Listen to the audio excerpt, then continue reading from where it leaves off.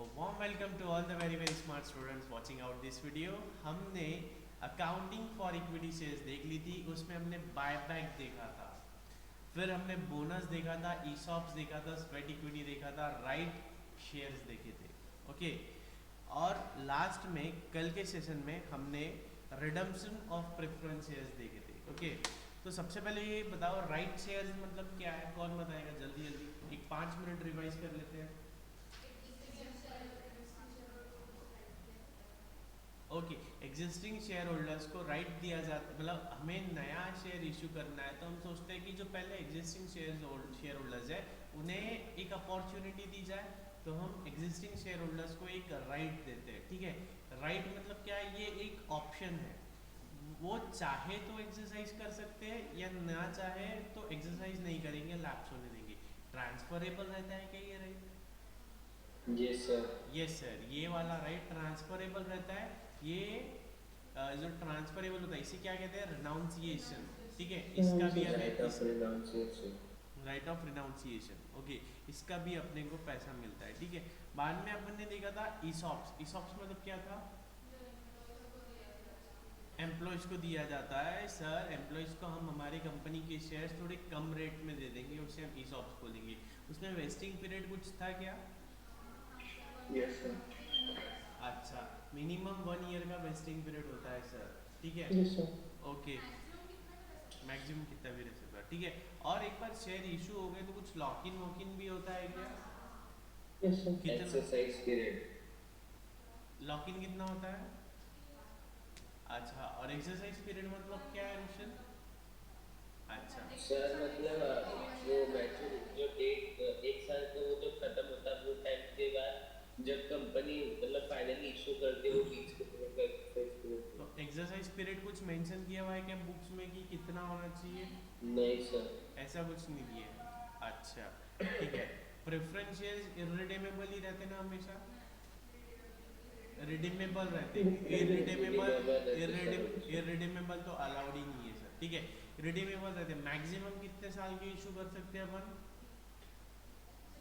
20 years. 20 years. ठीक है, maximum 20 years के कर सकते हैं। बच्चे 3 ईयर्स बोल रहे हैं तो मैक्सिमम पेज नंबर 105, ठीक नहीं 105 के भी आगे, तो मैक्सिमम 20 ईयर्स के। लेकिन अगर हम चाहे तो 30 ईयर्स तक के कर सकते हैं क्या? Yes sir. Yes sir. अच्छा, क्या कंडीशन है सर? 30 ईयर्स तक कर सकते हैं, लेकिन जैसे ही 20th ईयर कंप्लीट हुआ तो हर साल कम से कम 10% तो भी रिडम्पशन होना चाहिए, है ना तन्वी? ठीक है। अच्छा, ये फिर ये बताओ कैपिटल रिडम्पशन रिजर्व अकाउंट ये क्या है? ये क्यों बनाना है? क्या, कौन सा अकाउंट है ये कैपिटल रिडम्पशन रिजर्व अकाउंट?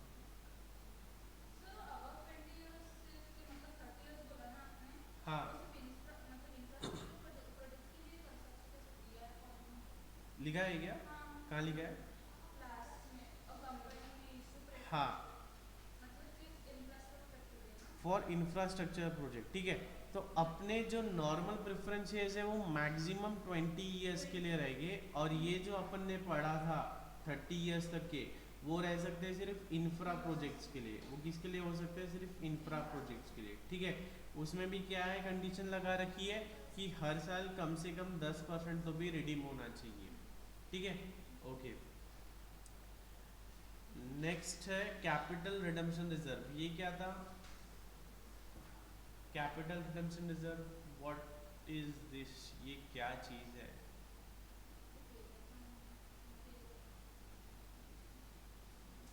अरे, capital redemption reserve face value जितना अपने को amount okay. Capital reserve reserve में डालना पड़ता है, तो फिर उससे अपना प्रेफरेंशियल वगैरह अपन डिलीट कर सकते ओके सर, अपन अगर रिडम्पशन कर रहे हैं या फिर सर अपन अगर बायबैक कर रहे हैं इक्विटी शेयर का, तो हमने क्या किया था कि जो भी शेयर्स हम बायबैक कर रहे हैं या जो भी शेयर्स हम रिडीम कर रहे हैं उतना फेस वैल्यू हम कैपिटल रिडम्पशन रिजर्व अकाउंट में ट्रांसफर किए थे। हाँ, बायबैक का भी जाएगा। ठीक है, तो ये हमने देखा था। फिर बाद में देखा था अपन ने प्रेफरेंस शेयर, ये कैसे रिडीम हो सकते हैं? एट पार हो सकते हैं क्या? एट पार हम प्रेफरेंस शेयर्स को को रिडीम कर सकते हैं क्या? Yes sir. और ऐड प्रीमियम कर सकते हैं क्या? हाँ सर।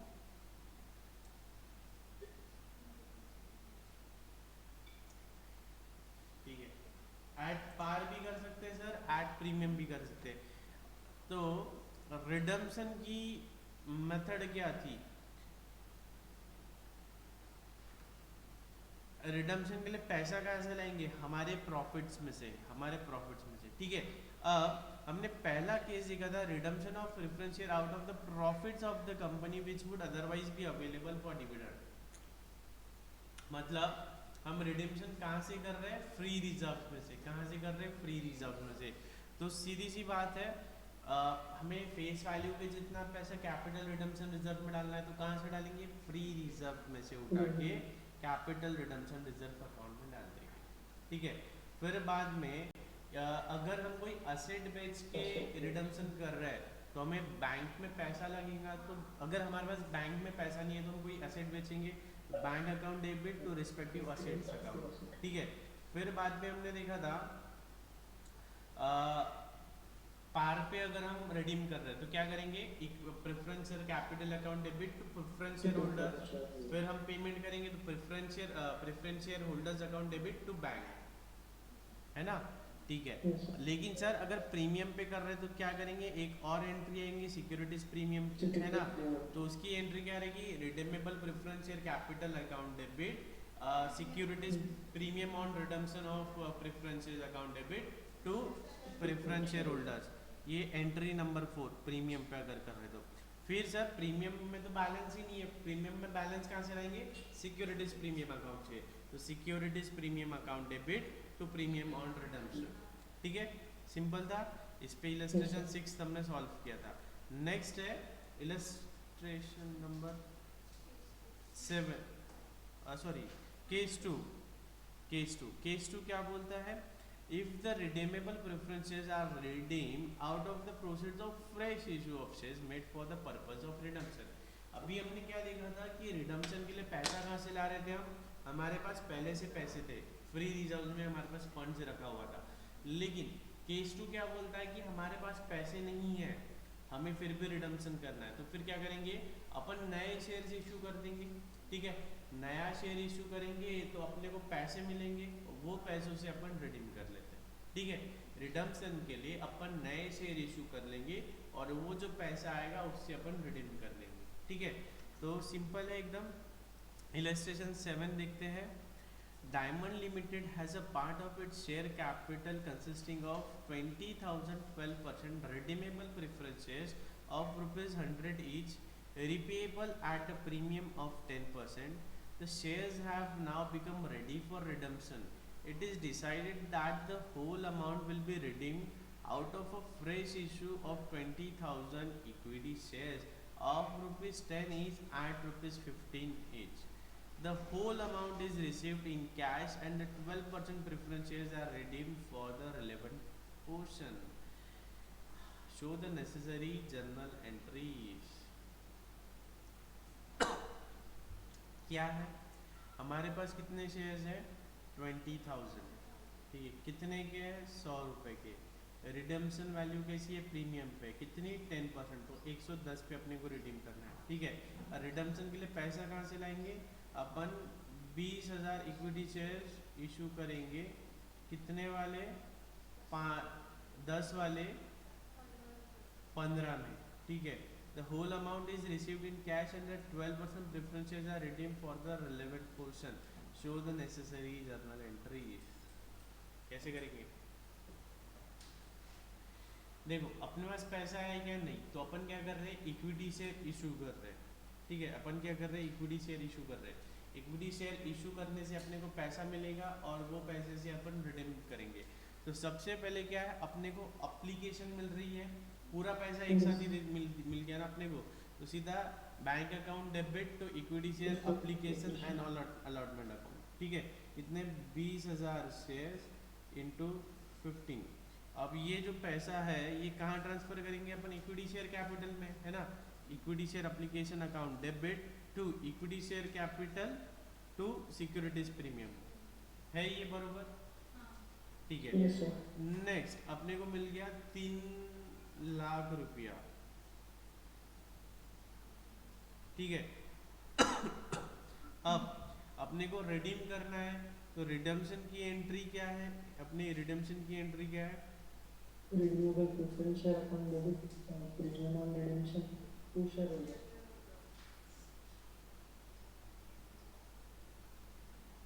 ये एक्चुअली ये शायद ये 2000 ही है।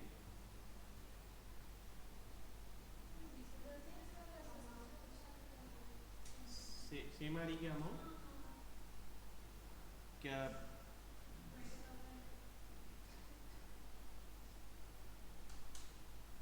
20 लाख हो जा रहा ना वो? नहीं क्या? ठीक है। तो अभी अपने को रिडीम करना है, तो सबसे पहले क्या करेंगे अपन, शेयर होल्डर के ड्यू की एंट्री करेंगे कि क्या करेंगे? प्रेफरेंस या रिडम्पशन की एंट्री क्या करेंगे अपन?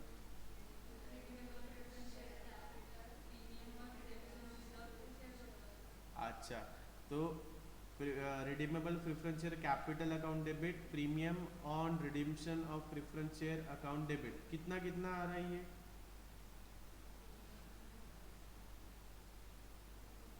12% प्रेफरेंस शेयर होल्डर्स, ये 10 कम होना है इसमें। 100 रुपए का शेयर है ना, तो यहाँ 2 लाख ही डाला ना, तो 2000 इंटू 100 Into 100. तो 2 लाख हो रहा।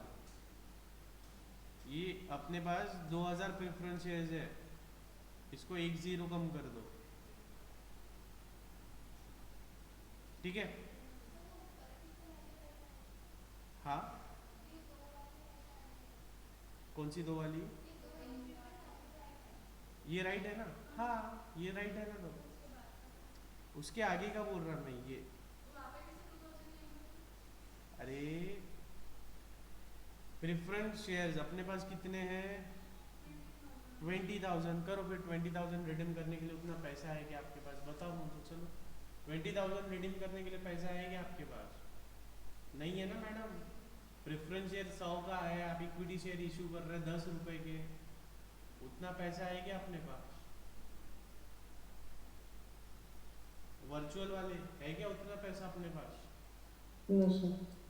तो 10 कम, 10 Zero का लगा, 2000. 10 कम कर दो क्वेश्चन में। 2000 क्या हो गया? 2000 प्रेफरेंसेस कर दो उसको।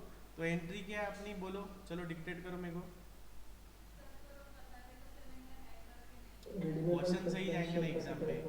एग्जाम में सही।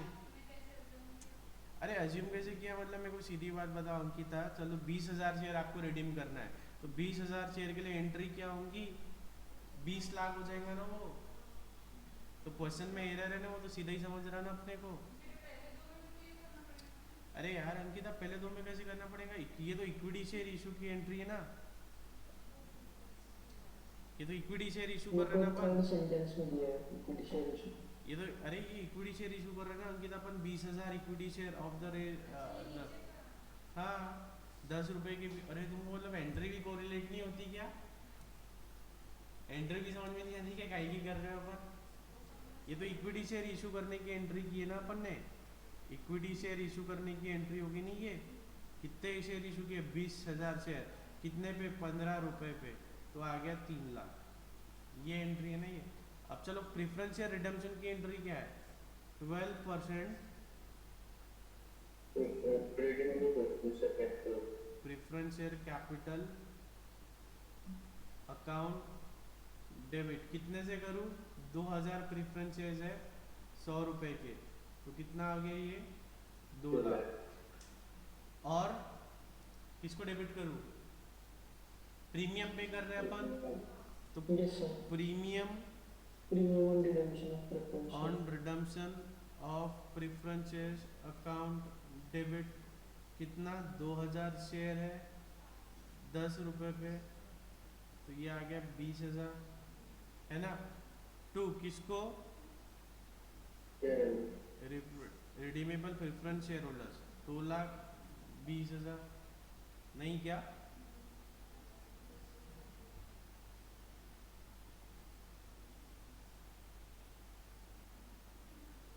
सॉरी 100 रुपए का शेयर है 10%, तो 10 रुपये प्रीमियम हो रहा है, 10 रुपए प्रीमियम हो रहा तो 20,000 आ रहा ना बरोबर, 20,000 ऐसे।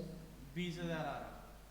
ठीक है, बाद में क्या एंट्री करेंगे, कैपिटल रिडम्पशन रिजर्व में पैसा ट्रांसफर करना है,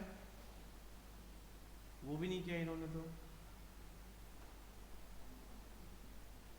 अच्छा, अपन ने फ्रेश इशू किया तो कैपिटल रिडम्पशन रिजर्व में डालने का काम नहीं है। ठीक है, अब क्या करना है, प्रीमियम के लिए पैसा कहाँ से लाएंगे, सिक्योरिटीज प्रीमियम से ला लो। तो securities premium premium reserve account debit to premium on redemption of preference shares. कितना है ये, 20,000। 20,000। तो वो सही लग रहा है कि ये सही लग रहा है आपको? हाँ, अरे मैं क्या बताऊँ, सीधी सीधी बात है ना। शेयर कितने का है, 100 रुपए का, रिडम्पशन पे कितना प्रीमियम दिया, 10%। तो 100 का 10% कितना हो गया, 100 इंटू 10%, 10 रुपए। कितने शेयर है, 2,000, तो 10 इंटू 2,000 कितना होता, 20,000। तो फिर सिक्योरिटीज प्रीमियम 20,000 ही आएगा ना। फिर लास्ट में क्या करेंगे, दे दो इनको पैसा, preference redeemable preference share holders account debit to bank. कितना, 2,20,000।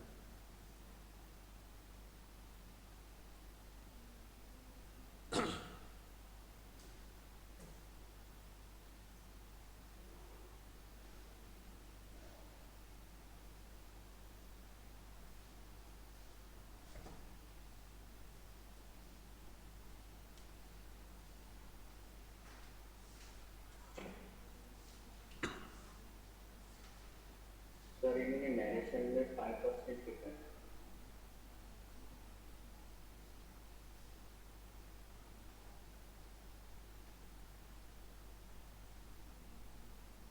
बट 5% तो कोई लिखी नहीं होता, ऊपर का लगता है।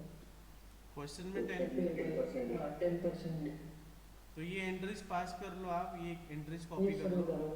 पहली दो एंट्रीज ये हो गई, बाद में थर्ड फोर्थ फिफ्थ एंट्री ये लिख लो आप लोग। Yes sir. अरे क्या पेज नंबर चल रहा था अपना, 111।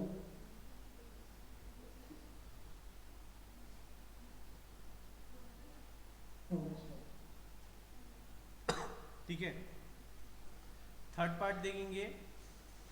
थर्ड में क्या है, अपने पास फ्री रिजर्व भी है और अपन नए शेयर इशू भी कर रहे हैं, तो फिर दोनों का यूज हो जाएगा। If the redeemable preferences are redeemed partly out of profits of the company which would otherwise be available for dividend and partly out of proceeds of fresh issue. In such a case, the CRR account and the new share capital account taken together will replace the redeemable preference share capital account. हमने कल देखा था ना कि जब अपन अपने profits में से इशू कर रहे हैं, प्रॉफिट्स में से रिडीम कर रहे हैं, तो क्या हो रहा था, preference share capital balance sheet से खत्म हो जा रहा था और कैपिटल रिडम्पशन रिजर्व आ जा रहा था, है ना। अभी हमने देखा, अभी क्या देखा कि नए शेयर इशू कर रहे हैं, इसका मतलब क्या है कि प्रेफरेंस शेयर कैपिटल खत्म हो गया और नया शेयर कैपिटल आ गया, तो बैलेंस शीट टैली हो रही। अब क्या कर रहे हैं अपन, कुछ पैसा अपने फ्री रिजर्व में है और कुछ पैसा अपन नया शेयर कैपिटल इशू करेंगे। तो इसमें क्या होगा कि अपनी balance sheet, suppose for example preference share capital था 1,00,000 रुपए का, ठीक है, और अपने पास फ्री रिजर्व्स में पड़े हैं 40,000। तो अपन ने क्या किया, ये 40,000 से ये कर लिया और 60,000 का न्यू इशू लाया, 60,000 का न्यू इशू लाया। तो पहली बैलेंस शीट में क्या था, प्रेफरेंस शेयर कैपिटल था 1,00,000 का, तो प्रेफरेंस शेयर कैपिटल 1,00,000 का हो जाएगा गायब। ठीक है, ये जो फ्री रिजर्व है, फ्री रिजर्व्स का पैसा अपन ने डाल दिया कैपिटल रिडम्पशन रिजर्व में, फ्री रिजर्व का पैसा आ गया कैपिटल रिडम्पशन रिजर्व में, और नया न्यू शेयर कैपिटल आ जाएगा 60,000। तो ऐसे अपनी बैलेंस शीट टैली हो जाएगी। ठीक है, 10 रिडीमेबल, ठीक है, सीधा illustration number 8। Equity and liabilities, share capital, reserve surplus, trade payable, short term provision. Non current assets में fix asset, tangible fix asset, non current investments, inventories, trade receivable, cash and cash equivalent, other current assets. Share capital कितने देखते हैं, 40,000 equity shares of ₹10 each fully paid up, 1,008% preference shares of ₹100 each, ठीक है, total है 5 लाख। लेकिन ये क्या है सर, ये अपना ऑथराइज है, इतना अपन इशू कर सकते हैं। लेकिन अभी अपन ने इशू कितना किया हुआ है, issued, subscribe, called up and paid up share capital 1,000, 10% preference share of ₹100 each, 1 lakh. यहाँ पे भी अब गलती है, अपने को ऑथराइज कैपिटल में बता रहा है वो 8% और यहाँ बता रहा है 10%, तो इसको एक तो 8 कर दो या दोनों को 10 कर दो, ठीक है। और 25,000 equity shares of ₹10 each fully paid, ठीक है, ये अपन ने इशू किया। मतलब प्रेफरेंस शेयर 1000 इशू कर सकते थे, 1000 ऑथराइज थे, 1000 इशू कर दिए। इक्विटी शेयर 40,000 ऑथराइज थे और 25,000 इशू किए, मतलब 15,000 इक्विटी शेयर अपन और इशू कर सकते क्या, 15,000 और कर सकते ना। अपने को ऑथराइजेशन कितने का है, 40,000 का, ठीक है। रिजर्व सरप्लस में क्या है, सिक्योरिटीज प्रीमियम रिजर्व है और सरप्लस अकाउंट है, मतलब प्रॉफिट है। In order to redeem its preferences, the company issued 5,000 equity shares of ₹10 each at a premium of 10% and sold it in its investment of ₹70,800. Preferences were redeemed at a premium of 10%. Show the journal entries in the books of the company. क्या है ये, अपने को redeem कितना करना है, ये 1,000 preference shares कितने में कर रहे हैं अपन, 10% प्रीमियम में, कितना 10% प्रीमियम में, तो कितने का है क्या, अपन प्रेफरेंस शेयर कितना है अपना 1000 है, 100 रुपए के भाव से, मतलब 1 लाख के प्रेफरेंस शेयर अपन रिडीम कर रहे हैं। प्रीमियम कितना बोला है उन्होंने, 10%, तो प्लस 10,000, तो मतलब कितने रुपए लगने वाले अपने को, 1,10,000। इसके लिए वो क्या बोलते हैं, हमने इक्विटी शेयर्स इशू किए, कितने 5,000 इक्विटी शेयर्स, कितने वाले 10 वाले, तो कितने आ जाएंगे अपने पास 50,000, प्लस प्रीमियम कितना है बोले वो 10%, मतलब 5,000, तो टोटल कितने हो गए अपने 55,000, ठीक है। प्लस क्या बोलते हैं, अपन ने क्या बेचा, इन्वेस्टमेंट, सोल्ड इन्वेस्टमेंट, इन्वेस्टमेंट बेच के कितना पैसा आ गया अपने को 70,800, 70,800, तो टोटल कितना आ गया अपने पास 8, 5, 12, 1,25,800 आ गया, और अपने को चाहिए कितना, सिर्फ 1,10,000, ठीक है। अब हो जाता अपना काम, हो जाता ना, ठीक है। अब सबसे पहले क्या करते हैं अपन, इक्विटी शेयर इशू कर देते हैं। तो इक्विटी शेयर इशू करने के लिए एंट्री क्या करूँ मैं, सीधा bank account debit to equity share application and allotment account, equity share application and allotment account, कितना आएगा 55,000, 55,000, ठीक है। सेकेंड एंट्री इसको कैपिटलाइज कर दो, क्या एंट्री आएगी, equity share application and allotment account debit 55,000 to equity share capital कितना 50,000 टू सिक्योरिटीज प्रीमियम अकाउंट कितना 5,000, ठीक है। बाद में क्या बोलते हैं अपन ने, इन्वेस्टमेंट भी बेच दी, तो क्या करूँ, bank account debit 70,800 to investments, 70,800, ठीक है। इन्वेस्टमेंट्स है कि अपने बैलेंस शीट में देखो बोला एक बार,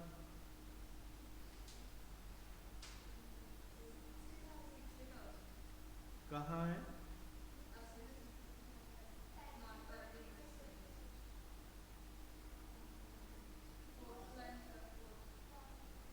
हाँ नॉन करेंट, अच्छा 60,000 की थी अपन ने बेची कितनी 70,800, तो 70,800 आएगा यहाँ पे 60,000 आएगा और बचा हुआ 10,800 कहाँ डालना है, तो सरप्लस डाल दो या प्रॉफिट जो डालना है डाल दो 10,800। ठीक है, अब बैकग्राउंड क्लियर हो गया। अब अपने को क्या करना है, रिडम्पशन करना है। तो बोलो धनवी, बोलो रिडम्पशन की क्या एंट्री पास करूँ अभी। हाँ हाँ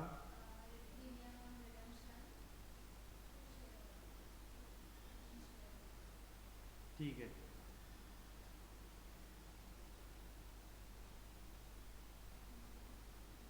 कितना प्रेफरेंस शेयर कैपिटल में कितना डालूं अमाउंट, 1 लाख, और प्रीमियम में 10,000 टू प्रेफरेंस शेयर होल्डर्स, 1,10,000। ठीक है। अच्छा, कैपिटल रिडम्पशन रिजर्व में भी कुछ डालना है क्या। नहीं, ये तो फ्रेश इशू। नहीं, रुशिल ये फ्रेश इशू भी है और जूना वाला भी है, दोनों भी है इसमें। हाँ, फिर करेंगे। फिर करेंगे, फिर करेंगे क्या। Yes sir. यस सर करेंगे। कितना करेंगे, देखो अपन कितना करेंगे, अपन face value capital redemption reserve में क्या करते हैं, अपन फेस वैल्यू से खेलते हैं। तो कितने फेस वैल्यू का प्रीफरेंस शेयर अपन बाय बैक कर रहे हैं, रिडीम कर रहे हैं, कितनी फेस वैल्यू का शेयर अपन रिडीम कर रहे हैं।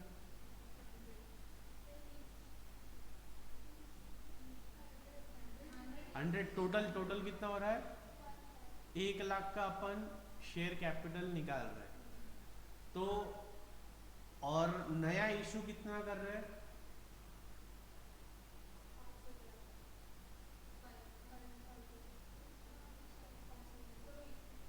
मतलब 50,000 का, है ना। तो 1 लाख का कैपिटल गया, 50,000 का कैपिटल आया, और कितना कैपिटल कम गिर गया, 50,000। तो ये लाएंगे अपन कैपिटल रिडम्पशन रिजर्व। ठीक है, कितना, 50,000 का। तो क्या एंट्री आएगी, सरप्लस अकाउंट डेबिट, सरप्लस में इतना बैलेंस है क्या, यस सर है। Surplus account debit 50,000 to capital redemption reserve account 50,000। ठीक है, और बचा हुआ तो क्या अपन ने इन्वेस्टमेंट बेची है, तो पैसा तो है ही अपने पास। अब क्या करते हैं, अच्छा प्रीमियम अकाउंट में पैसा कहाँ से लाएंगे, प्रीमियम अकाउंट में पैसा कहाँ से लाएंगे, securities premium account debit 10,000 to premium on redemption of preference shares 10,000। ठीक है, अब क्या बचा है, पेमेंट कर देते, preference share holders account debit to bank, कितना कितना पेमेंट करना है, 1,10,000। और कुछ बचा है क्या, किसी को इसमें कोई डाउट्स है। No sir. नहीं सर। देखो हो गया, किसको देखना था, हो गया ठीक। कोई डाउट्स है इसमें, एक बार फिर से समझना है क्या, एक बार फिर से देखना है कि ये जतिन कार्तिक,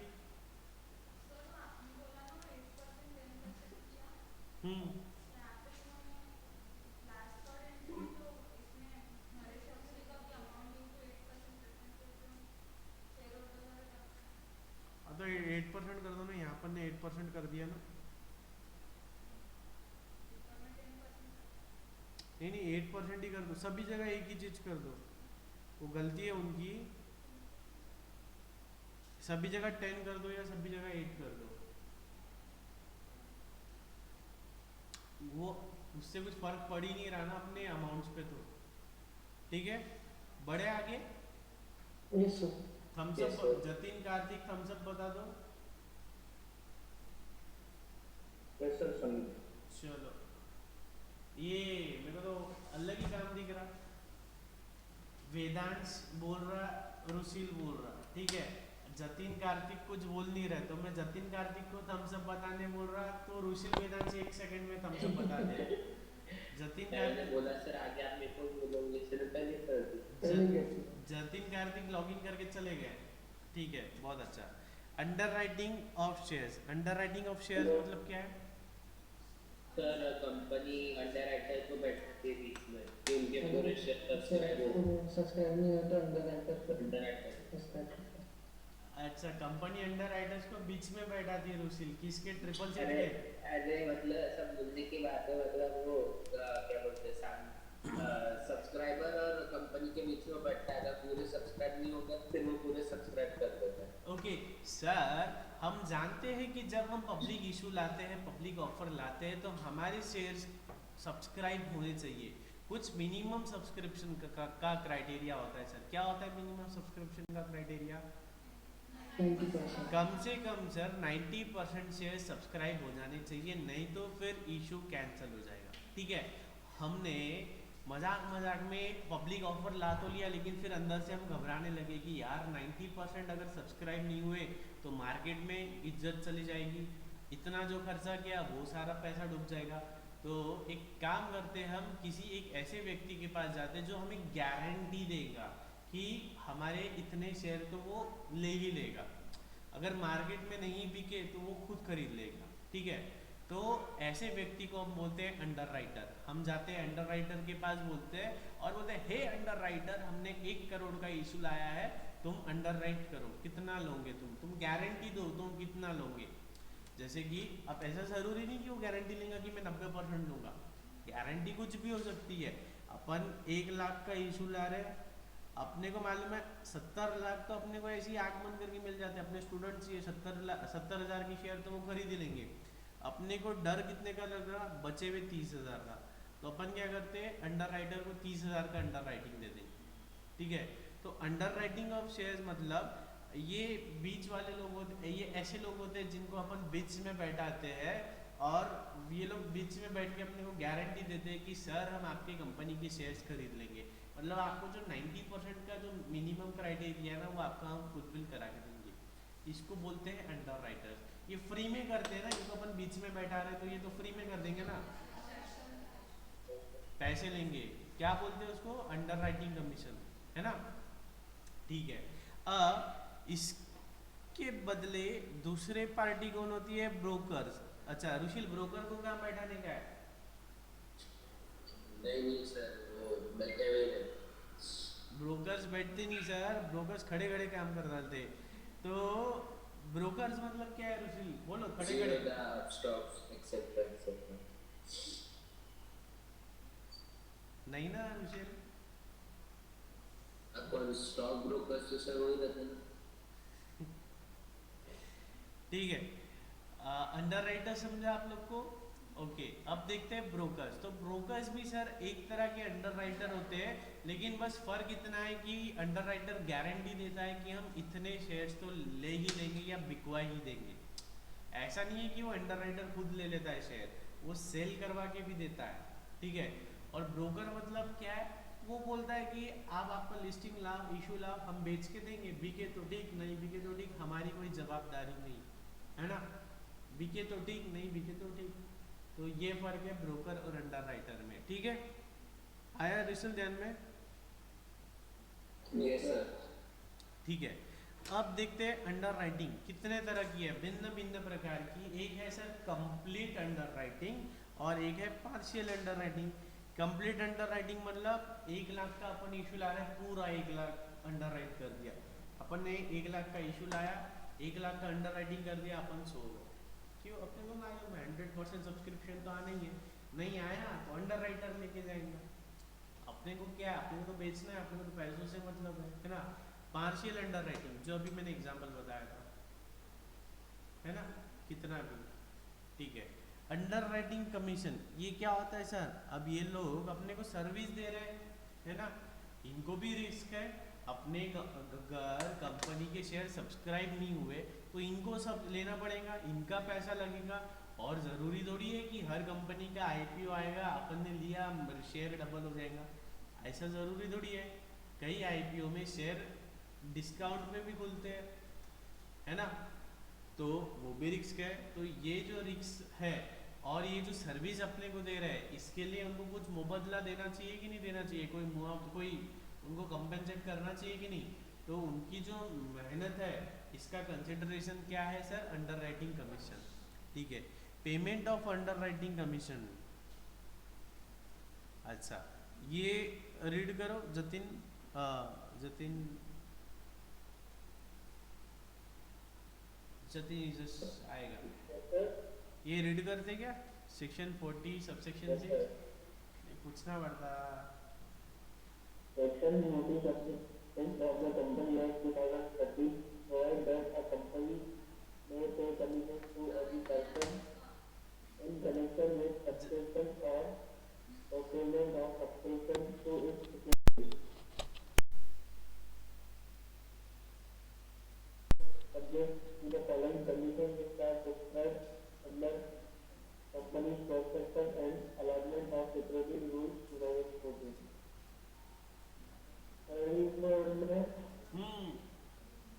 पढ़ना है ना। The benefit of the following authorized in the company articles of association. The commission may be paid out of proceeds of the issue or the prospect of the company on board. ठीक है, The rest of ठीक है, the okay Jatin, thank you. Payment of, हाँ अच्छा बंद कर दो। Payment of under writing commission, क्या हम अंडर राइटिंग कमीशन दे सकते हैं क्या? ठीक है, क्या हम अंडर राइटिंग कमीशन दे सकते हैं क्या? यस सर, दे सकते हैं, अगर हमारे आर्टिकल्स ऑफ एसोसिएशन हमें परमिशन देते हैं। और कहाँ से देंगे? एक तो हम फ्रेश इशू में से दे देंगे या फिर हमारे प्रॉफिट में से दे देंगे। कितना दे देंगे sir? The rate of commission paid और agreed to be paid shall not exceed in case of shares 5%, ठीक है, of the price at which the shares are issued or at the rate authorized by article whichever is less। मतलब ये क्या बोल रहा है? 5% और articles of association whichever is less। ठीक है, आर्टिकल्स बोलते 7% देना है, दे देते ना, है ना, दे देंगे ना। हाँ, आर्टिकल में दिया है तो दे देंगे ना सर। इतनी स्पष्ट भाषा में लिख दिया मैंने 5% और ये विच एवर इज लेस, तो क्या लेस है अंकिता? 7 इज लेस देन 5, तो 7% दे देंगे 5%। आर्टिकल बोलता है 4%, तो 4%। ठीक है, किसका 5 किसका 4? इशू प्राइस का। ठीक है, नेक्स्ट। और डिबेंचर के केस में 2.5%, डिबेंचर के केस में 2.5%। ठीक है, इक्विटी शेयर के केस में 5, डिबेंचर के केस में 2.5।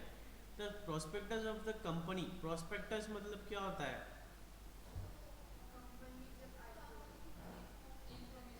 अच्छा, कंपनी सर जब आईपीओ लाती है, जब कंपनी गरीब जनता से पैसा मांगती है, तो गरीब जनता को अपने कंपनी के बारे में जानकारी देती है कि हमारी कंपनी के प्रमोटर कौन है, डायरेक्टर कौन है, हमारा सेल्स कितना है, हमारा प्रॉफिट कितना है, हम आगे क्या क्या करने वाले हैं, और मुद्दे की बात हम कितने शेयर इशू कर रहे हैं और आपसे हमको कितना पैसा हड़पना है। ये सारी बातें प्रोस्पेक्टस में लिख के देते हैं। ठीक है, तो हम प्रोस्पेक्टस में क्या क्या लिख के देंगे? हमारे अंडर राइटर का नाम, क्या रेट पे कमीशन दे रहे हैं, कितना पैसा पे करना है, और कितना अंडर राइट किया अपने, कंप्लीट किया है या पार्शियल किया है। ठीक है, there shall not be paid commission to any underwriter on securities which are not offered to the public for subscription. जैसे कि सर अपना ऑथराइज कैपिटल था 10,000 शेयर्स का, लेकिन अपन ने इशू किया सिर्फ 9,000 शेयर्स, तो सिर्फ 9,000 पे ही कमीशन देंगे ना। बचे हुए 1,000 तो अभी भी अपने पास ऑथराइज है, लेकिन अपन इशू ही नहीं किया, तो कमीशन का देंगे, है ना। Yes, a copy of the contract for the payment of commission is delivered to the registrar at the time of delivery of prospectus. देखो, हम प्रोस्पेक्टस बना के आरओसी में देते हैं ना पहले, फिर गरीब जनता को देते हैं। तो जब हम प्रोस्पेक्टस आरओसी में देंगे तो उसके साथ साथ अपन जो हमारा अंडर राइटर्स के साथ कॉन्ट्रैक्ट हुआ है ना वो भी देंगे, क्योंकि कैसा है इसका लॉजिक समझ रहा है क्या, आरओसी को क्या लेना देना है, अपने काम के बीच में क्यों ना गड़ा रही है आरओसी, हमारा हो गया अंडर राइटर से एग्रीमेंट, आरओसी को क्या लेना देना है। कैसा है इसमें गरीब जनता का पैसा लगा हुआ है, बाद में अगर अंडर राइटर ने हाथ खड़े कर दिया नहीं मैं नहीं ले रहा बाबा तुम्हारे कंपनी के शेयर, तुम्हारी कंपनी तो फ्रॉड दिख रही, 50% भी सब्सक्राइब नहीं हुई, मैं क्या बोलूँ, ऐसा बोल दिया उन्होंने, तो क्या करेंगे फिर अपन, ऐसे टाइम पे आरओसी बीच में आएगी है ना, उसके पास कॉन्ट्रैक्ट रहेगा, तो फिर अंडर राइटर को बोलेंगे चल ले कंपनी के शेयर, है ना, ठीक है। तो अंडर राइटिंग अच्छा है ना। अब मार्क एंड अनमार्क्ड एप्लीकेशन, ये क्या होता है, ये क्या होता है,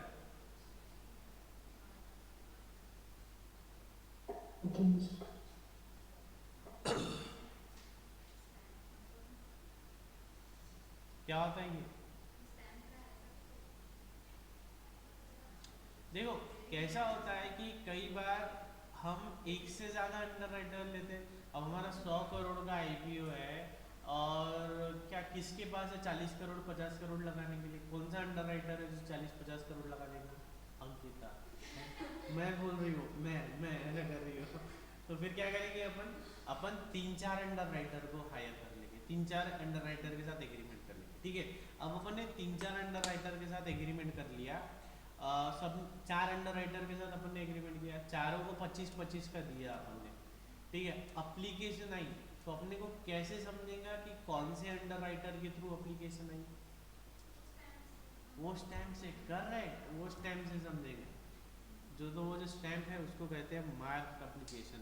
मतलब आपने मेरे कंपनी के शेयर खरीदे, क्यों, आपको किसी अंडर राइटर ने बोला था खरीदने के लिए, आपको अंडर राइटर ने गाइडेंस दिया या मार्गदर्शन दिया या आपको अंडर राइटर ने कन्विंस किया, तो वो अंडर राइटर का स्टैंप लगा लो आपके एप्लीकेशन पे, तो मेरे को पता चलेगा वो अंडर राइटर ने भेजा आपको, है ना, ठीक है। Determining the liability of under writer, ये क्या है सर,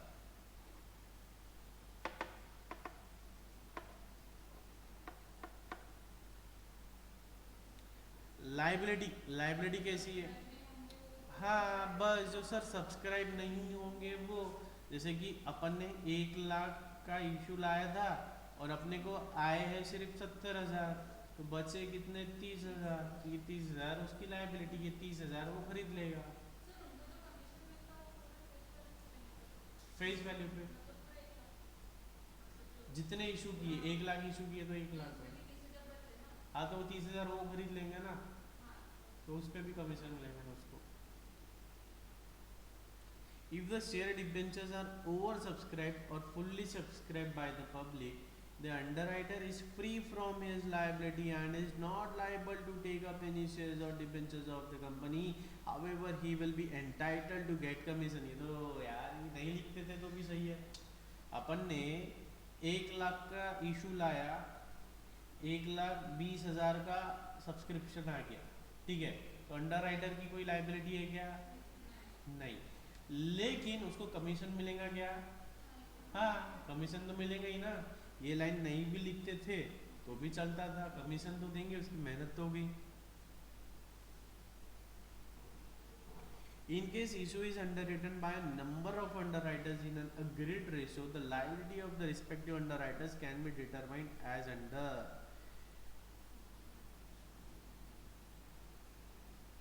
ठीक है, अगर अपन ने एक से ज्यादा अंडर राइटर लाए हुए हैं, ठीक है, तो वो केस में लाइबिलिटी कैसे आएगी, ऐसे आएगी, जैसे कि अपन ने दो तीन लोगों को अंडर राइटर अपॉइंट किया, तो उसमें लाइबिलिटी कैसे, अच्छा एक अंडर राइटर है तो लाइबिलिटी कैसे डिसाइड करेंगे, आ गया ना वो, ठीक है। अब एक से ज्यादा है तो समझो क्या हुआ,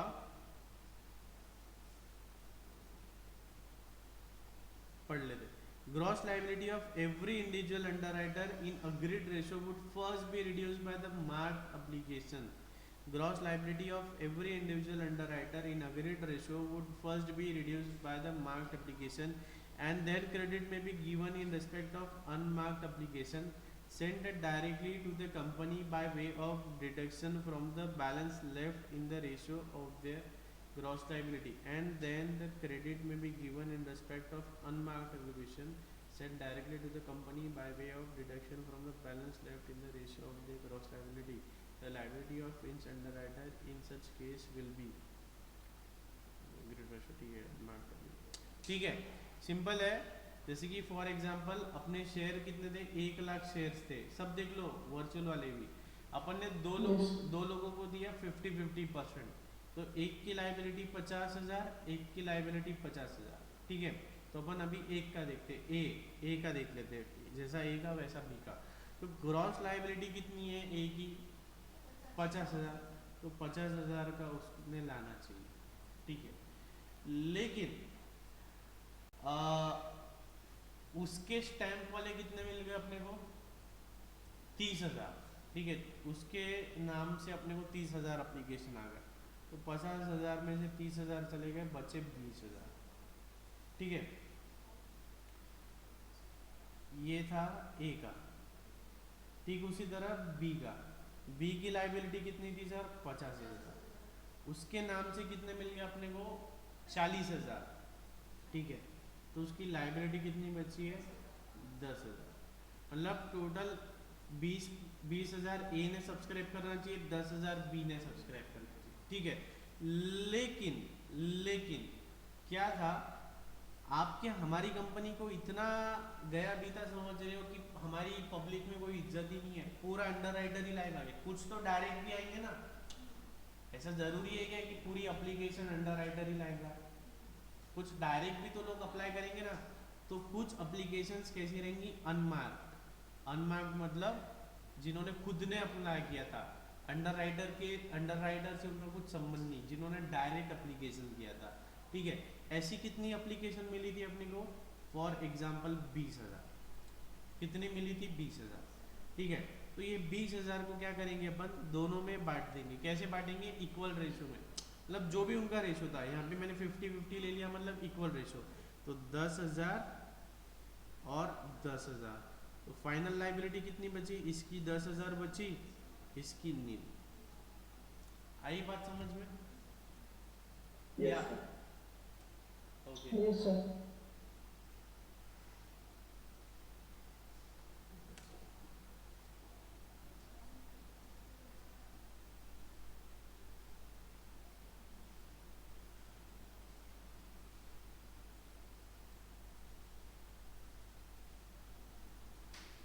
ठीक है, लिख लिए गए ये भी लिखना पड़ेगा आपको साथ में, तो ही समझेंगे वो।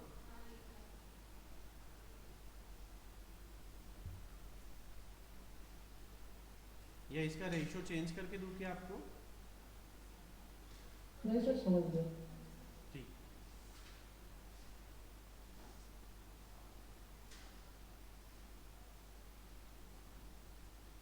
In case of partial underwriting क्या है, if a part of the issue of shares or debenture is underwritten only by one underwriter, in such a case only a part of the whole issue like 60-70 is underwritten only by a single underwriter, and for the balance 40 or 30 of the issue company itself said to underwrite the same, ठीक है।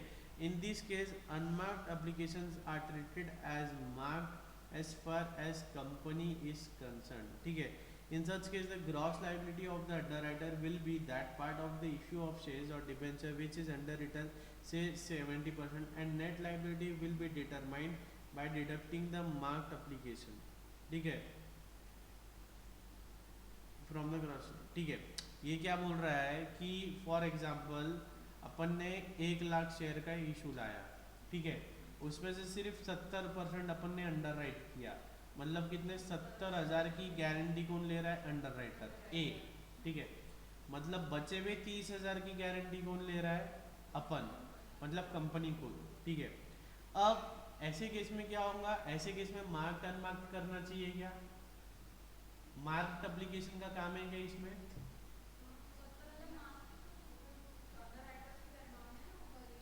देखो marked application मतलब क्या था, अपन ने mark, हाँ अपन ने क्या देखा था कि 1 लाख शेयर्स है, 1 लाख शेयर्स है और अपन ने 2 अंडर राइटर्स को अपॉइंट किया। तो कंफ्यूजन नहीं होना चाहिए कि कौन से अंडर राइटर के थ्रू कौन आया, इसलिए अपन ने उनका स्टैम्प लगाया था, उसको अपन ने मार्क किया था। ठीक है, अब 1 लाख शेयर्स है, पूरा का पूरा ए अंडर राइट कर रहा है, तो इसमें मार्क करने का काम है क्या? नहीं, क्योंकि जो भी है वही है। अब तीसरा केस, 1 लाख शेयर्स है, उसको सिर्फ अपन ने 70% अंडर राइट किया है, तो अब मार्क करने का काम है क्या? यही है, ये चीज है कि अब सिर्फ 70,000 शेयर है, तो मार्क करने का काम है क्या? यस सर, अभी मार्क करने का काम है। क्यों? क्योंकि बचे हुए जो 30,000 है ये तो अपन अपने दम पे लेके आने वाले हैं। तो कैसे समझेंगे कि जो एप्लीकेशन है, फॉर एग्जाम्पल अपने को 50,000 एप्लीकेशन आ गई, तो ये कैसे समझेंगे कि ये 50,000 इसमें से आई कि इसमें से आई, है ना? तो जब पार्शियल अंडर राइटिंग रहेगा तब भी हम मार्किंग करेंगे, तब भी हम क्या करेंगे? मार्किंग करेंगे।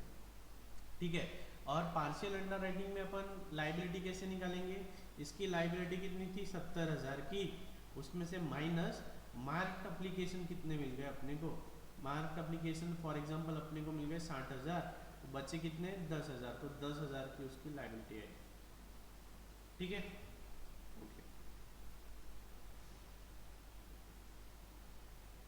ये लिखना है तो लिख लो ना, ये इसके आगे ये यहाँ ऊपर ही लिख लो। हाँ हाँ, तब काम नहीं है क्योंकि हाँ हाँ, तो यहाँ इसकी लाइबिलिटी थी सर 70,000 की और उसके नाम पे आ गए सर 60,000, तो बचे कितने? 10,000 की उसकी लाइबिलिटी। ठीक है,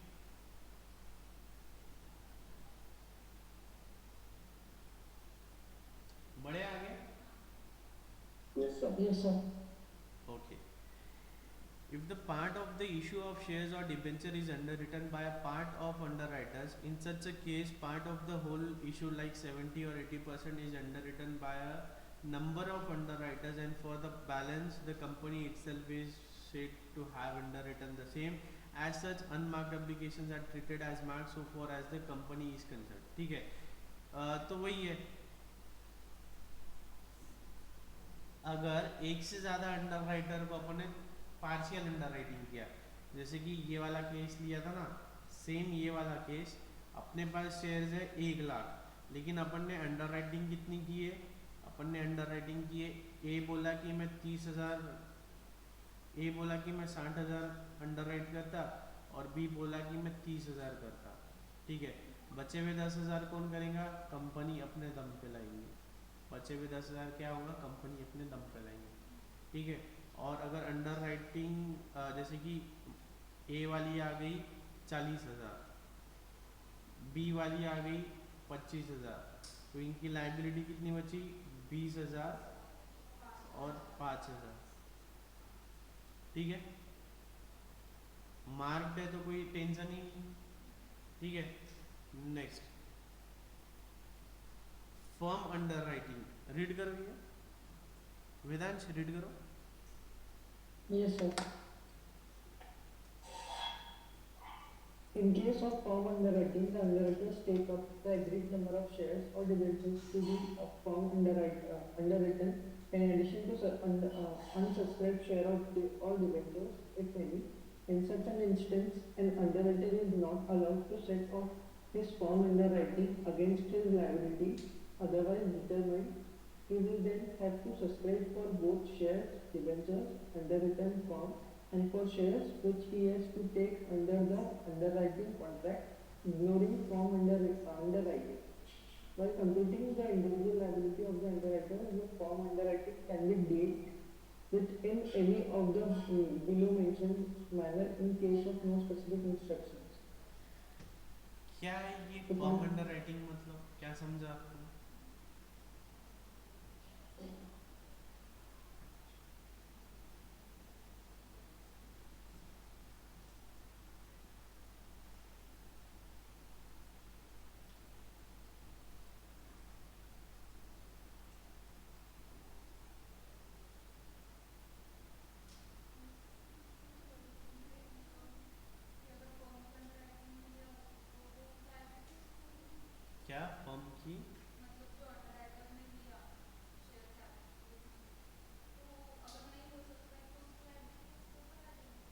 अच्छा ठीक है, देखते क्या है। द फर्म अंडर राइटिंग में be adjusted against the individual liability of in underwriter separately और may be treated at par with marked application. When firm underwriting is treated at par with marked application, the statement of liability of underwriter will be as under 60,000, 36,000, 20,000, 15,000 समझ लो। हाँ, firm under writing मतलब देखो क्या है, firm under writing, firm under writing क्या है कि जो अंडर राइटर है, फर्म, फर्म मतलब फिक्स, अंडर राइटर बोलता है कि मैं 20,000 शेयर को खुद खरीदूंगा ही। क्या बोल रहा है वो? अब जैसे कि फॉर एग्जांपल 1 लाख का इशू है, ठीक है, अपन ने कंप्लीट अंडर राइटिंग कर दी है, अपन ने क्या किया है, कंप्लीट अंडर राइटिंग की है, ठीक है। अब फर्म अंडर राइटिंग मतलब वो अंडर राइटर 100% खरीदने ही वाला है, अंडर राइटर उतने शेयर 100% खरीदने ही वाला है, उसको बोलेंगे फर्म अंडर राइटिंग। या फॉर एग्जांपल देखो उसकी लाइबिलिटी कितनी है अभी, एक काम करते 1 लाख नहीं करते इसको, उसकी लाइबिलिटी है सर 70,000 की, पार्शियल अंडर राइटिंग के साथ ही समझेंगे, ये कंप्लीट में तो काम ही नहीं है। कंप्लीट अंडर राइटिंग कर दिए तो फर्म अंडर राइटिंग का काम नहीं है, पार्शियल अंडर राइटिंग में फर्म अंडर राइटिंग का काम है, ठीक है। तो अभी अंडर राइटर है, उसको अपन ने क्या किया, 70,000 का क्या दिए, अंडर राइट कर दिए, ठीक है। और प्लस वो क्या बोलता है, 10,000 की मैं फर्म अंडर राइटिंग करता हूँ, क्या करूंगा मैं, 10,000 की फर्म अंडर राइटिंग करूंगा, तो उसकी ग्रॉस लाइबिलिटी कितनी है अभी, 70,000, ठीक है। ये एकदम पहला वाला, कितने लेना है उसको अंडर राइट, कितने करके देना है, 70,000। अप्लीकेशन आई कितनी, सिर्फ 40,000, अप्लीकेशन कितनी आई, सिर्फ 40,000, तो उसकी लाइबिलिटी कितनी हो गई अभी, 30,000। तो इसका मतलब वो 30,000 ये खरीदेगा, कौन, अंडर राइटर खुद खरीद लेगा, है ना, ये समझा क्या। ये तो नॉर्मल है ना, अपन पहले जो पढ़े कि उसने 70,000 का अंडर राइट किया, 40,000 की अप्लीकेशन आई उसके नाम पे, तो 30,000 बचे हुआ वो खरीद लेगा, है ना। प्लस ये जो 10,000 है ना फर्म अंडर राइटिंग, उसने बोला था मैं 10,000 खरीदूंगा ही खरीदूंगा, तो वो 10,000 भी उसको खरीदना पड़ेगा, मतलब ये हो गया सर 40,000। इसका मतलब है सर फर्म अंडर राइटिंग,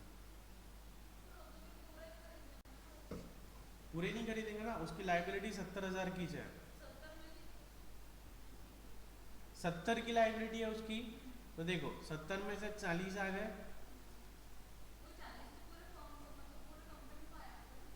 नहीं नहीं इसकी जो बात कर रहे हैं अपन, कंपनी की बात नहीं कर रहे, इसकी बात कर रहे हैं। इसको 70 की लाइबिलिटी थी, 40, अरे 70 की लाइबिलिटी थी, 40 आ गए, 30 कम है तो 30 उसने ले लिया, 40 प्लस 30 70 का, उसका गेम खत्म हो गया।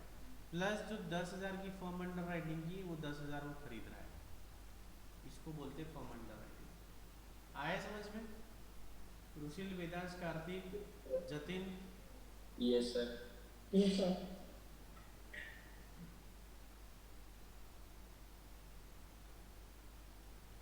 तो ये क्या है, ये वही है कि जैसे कि 70,000 की उसकी ग्रॉस लाइबिलिटी थी, 40,000 उसके नाम पे मिले अपने को, 30,000 की लाइबिलिटी बच गई उसकी, ठीक है। बाद में ये लेस अनमार्क्ड एप्लीकेशन, जैसे कि ये अपन ने केस वन देखा था ना, ये जो अनमार्क्ड वाले आ गए थे, अगर एक से ज़्यादा अंडर राइटर है तो उसमें से कुछ हिस्सा उसको मिला, तो फॉर एग्जांपल अपन ले लेते 10,000 मिला, तो लेस अनमार्क्ड एप्लीकेशन उसको मिल गई, तो उसकी नेट लाइबिलिटी बची 20,000, प्लस उसकी फर्म अंडर राइटिंग कितनी थी, 10,000, तो कितने उसको खरीदना पड़ेगा, 30,000, 30, 20 प्लस 10, 30।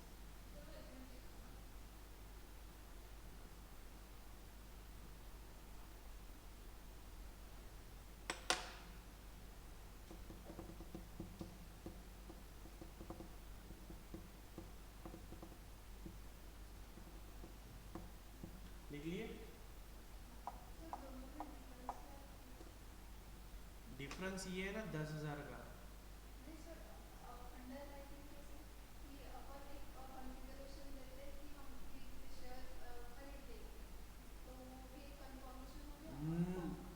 नहीं नहीं, ऐसा नहीं है।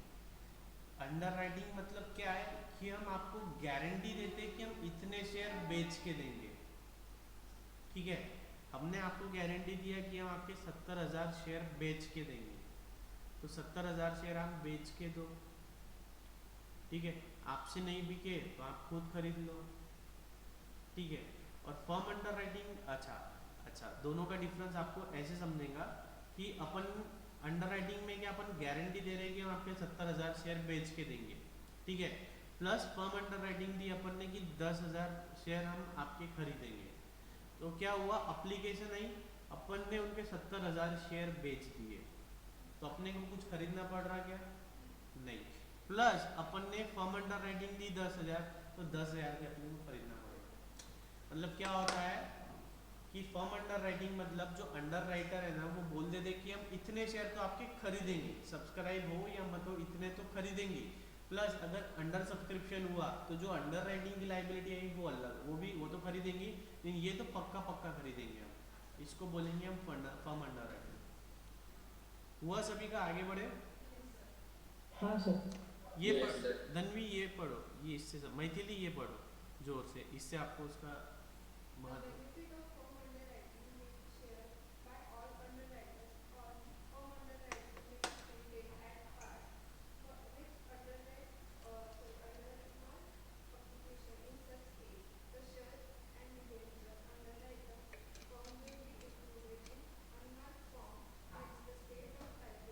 रहने तो मत पढ़ो, कंफ्यूजन बढ़ जाएगा इससे।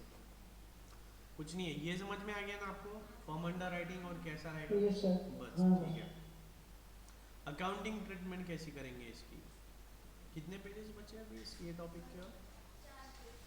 हो गया सर, 2 ही बचे। ठीक है। Accounting treatment relating to underwriting of shares और डिबेंचर्स, ठीक है। अच्छा, डिबेंचर का भी अंडर राइटिंग होता है क्या? होता है, ठीक है। When the shares or debentures are allotted to the underwriter in respect of their liability, तो जब अपन अंडर राइटर को दे रहे तो underwriter account debit to debenture account, अगर डिबेंचर है या इक्विटी शेयर है तो to equity share capital account, ठीक है। When the commission payable to the underwriter, अपन अंडर राइटर को कुछ कमीशन देंगे, तो कमीशन क्या है? एक्सपेंस है। एक्सपेंस मतलब nominal, debit all expenses and losses, तो underwriting commission account debit किसको देंगे? अंडर राइटर को, तो to underwriter, underwriting commission account debit to underwriter commission. अब पे कर रहे हैं तो पे करने की एंट्री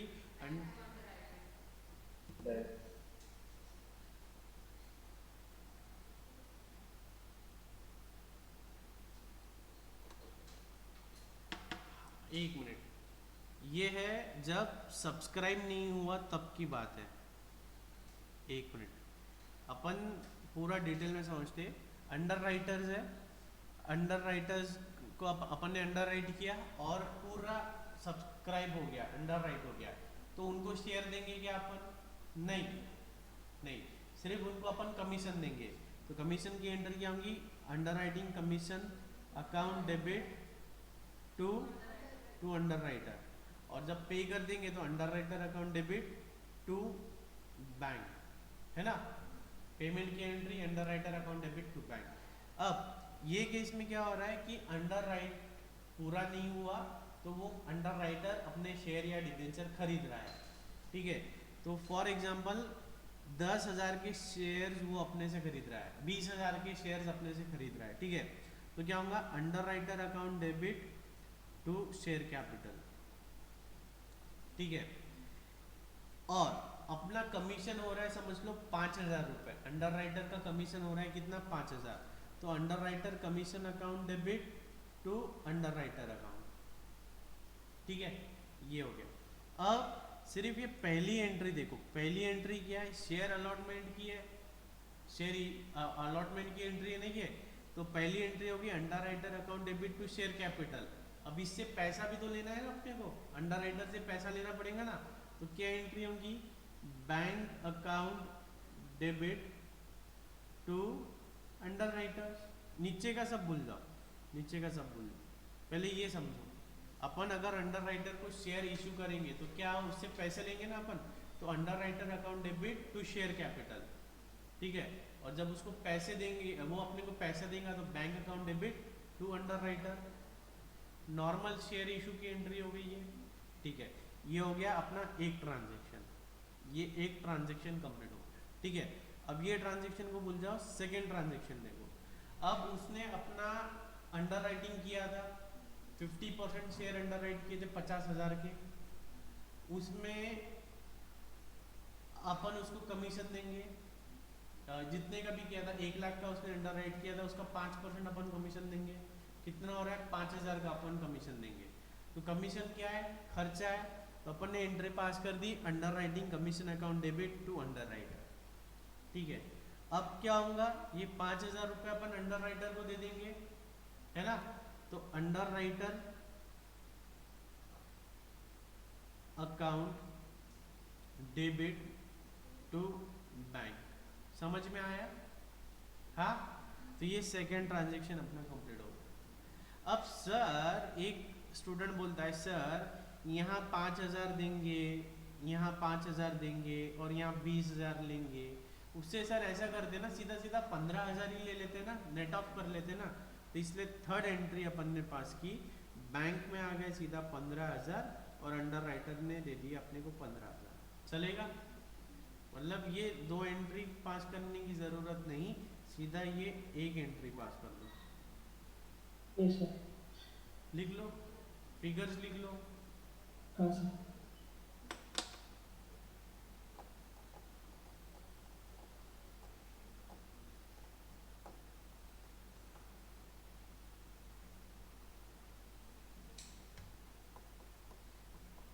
सही बात है ना, अपन एक हाथ से उनको कमीशन देंगे और फिर अपने को वो शेयर का पैसा देंगे, इससे तो काट के ही पैसा ले लो ना उनसे।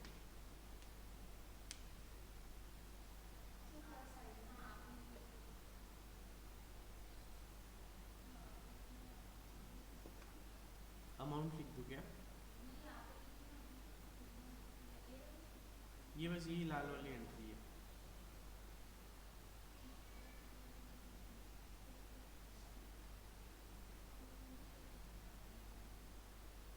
बघा मॅडम काय झालं, आपल्याला आपण अंडर रायटरला शेअर इशू केले, शेअर कितीचे इशू केले, 20,000चे। मग पैसे घ्यायचे की नाही घ्यायचे, घ्यायचे ना सर। आपण पैसे घेतले, बँक अकाउंटमध्ये आपले पैसे आले किती, 20,000, कुठून आले, अंडर रायटरने दिले, झाला की नाही झाला। जसे त्याने आपल्याला पैसे दिले ताबडतोब म्हणाला, अरे भाऊ माझा कमिशन कुठं गेला, मला कमिशन पाहिजे।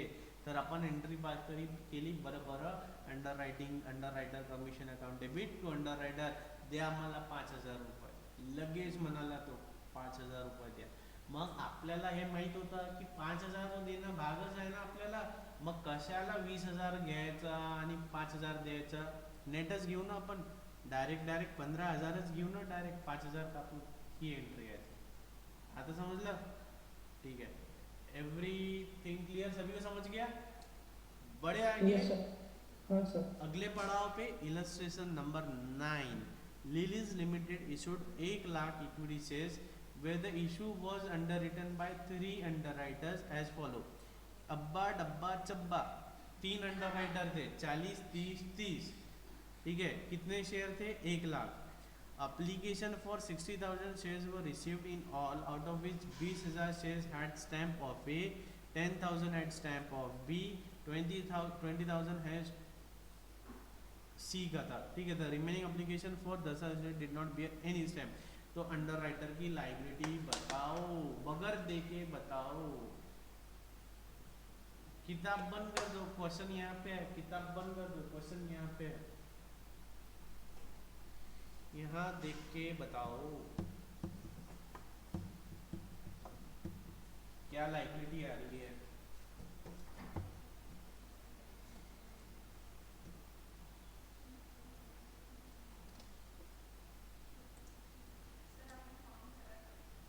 नहीं ना, आज कर देता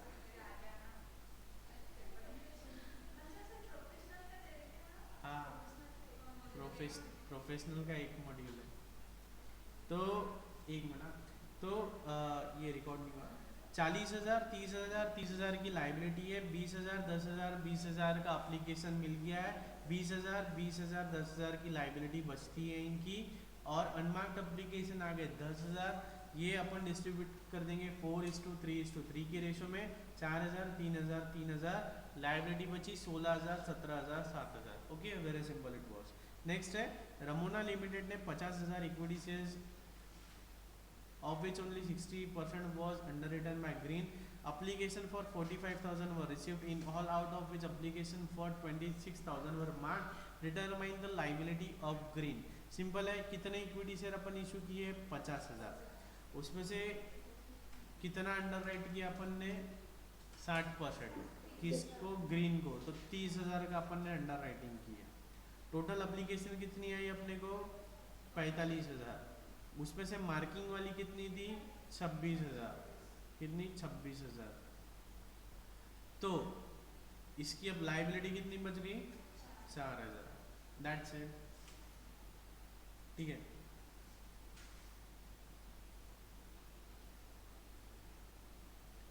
अच्छा, अगर मार्क्ड एप्लीकेशन फॉर एग्जांपल आती थी 35,000 की, जो 45,000 है उसमें से 35,000 की मार्क्ड रहती थी, तो फिर ग्रीन की लाइबिलिटी कितनी होती थी?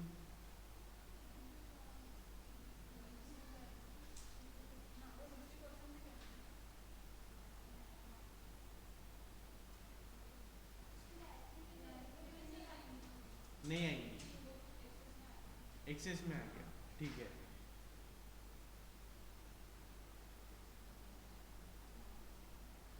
अच्छा, अब अगर ये बताओ एप्लीकेशन मिलते थे अपने को पूरे 50,000 के मिल गए, पूरे 50,000 के मिल गए, लेकिन मार्क्ड वाले थे सिर्फ 26,000, तो फिर लाइबिलिटी कितनी आती थी?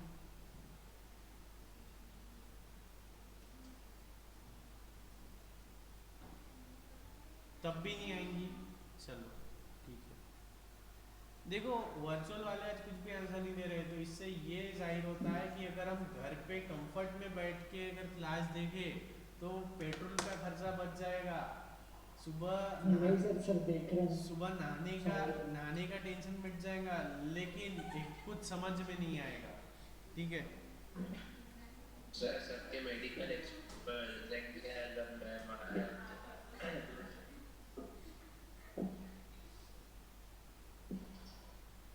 चलो ये होमवर्क लेना है क्या? 11, 12, 13, 14 ट्राई करते क्या, है ना? ठीक है, एक बार पूछ लेंगे अगर नहीं है। हाँ बिल्कुल बिल्कुल। ठीक है, सो गाइस विद दिस, हाँ अभी, अरे भाई अभी बैच कंप्लीट नहीं हुई, अभी सेकंड, अभी नेक्स्ट टॉपिक स्टार्ट कर रहे हैं अपन, बैच कंप्लीट थोड़ी हुई। ठीक है, या एक काम करो, अभी सॉल्व करके देख लो, ये अभी सॉल्व कर लो।